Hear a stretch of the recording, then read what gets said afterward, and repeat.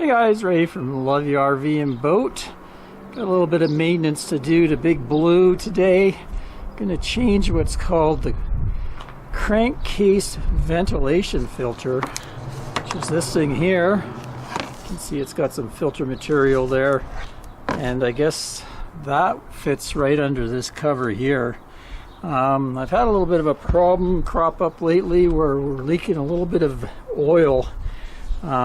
Seems to be in the front, maybe timing cover, or could be maybe the main crank seal. I'm not sure. It's dripping down the front of the engine. There's so much stuff in there. I can't really see what's going on other than I know it starts to drip down by the oil pan.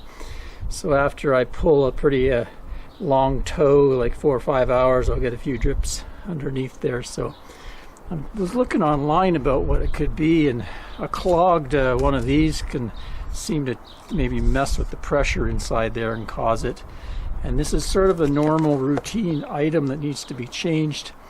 I believe in the manual it says 67,500 miles. We're not quite there yet. We're just approaching 60,000 miles on this 2018 Ram, but I'm going to do it. So I picked this up off of Amazon, got it delivered in a couple days, which was nice, and now I just got to install it. It looks like, from the information I gather, these four bolts on this plastic cover come off, and then there's some bolts on this cover that I have to take off. At the back here there's a couple clips, just wiring clips there and there, that I have to pull off so that I can get at. They're actually bolts underneath, studs. And then I should be able to just tilt this cover up enough to get the old piece out and put the new one in. So we'll strip out those bolts and get her at it. Okay, cover off. Most of these bolts came out pretty easy. The two that are difficult were at the back that hold those clips in, the wire clips there. They're so far back there you can't really get a wrench on there very easily, a socket. So I had to use one with these gizmos with a little adjuster there that's go at an angle, swivel socket.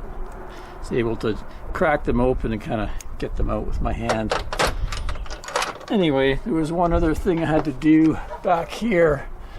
There's also a plug right here that had to come off, and this little tab here, this kind of reddish pinky looking tab, had to be pushed to the side before it would come out.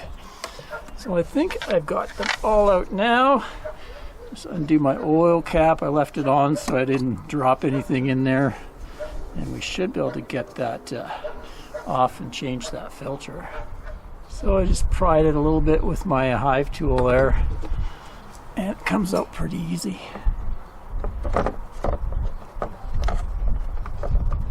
There we go. Whew. It's pretty heavy actually. Feels like it's probably pretty clogged. Anyway, let's look underneath there. Let's maybe clean it up. Don't drop anything in those holes. So that cover there had a hose on it, and I was able just to carefully tilt it out of the way. Put this in.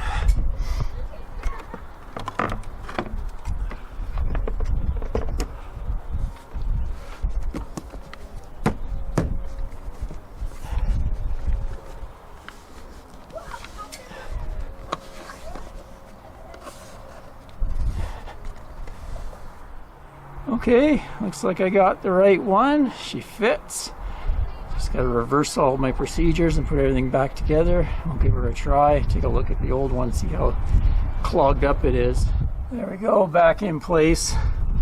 Like I say, those bolts at the very back are kind of hard to get at. Glad I have long arms. Let me put that plug back in. So we'll fire it up. See if a bunch of oil spews out everywhere.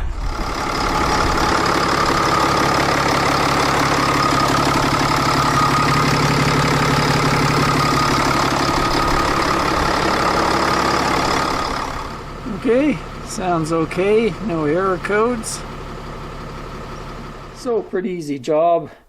Tools I used, little channel lock quarter inch drive socket set. It really comes in handy for tight jobs like that because it does have the little swivel socket in there, some extenders and stuff like that, and then just some pliers to get those clips off, and this helped me get this off.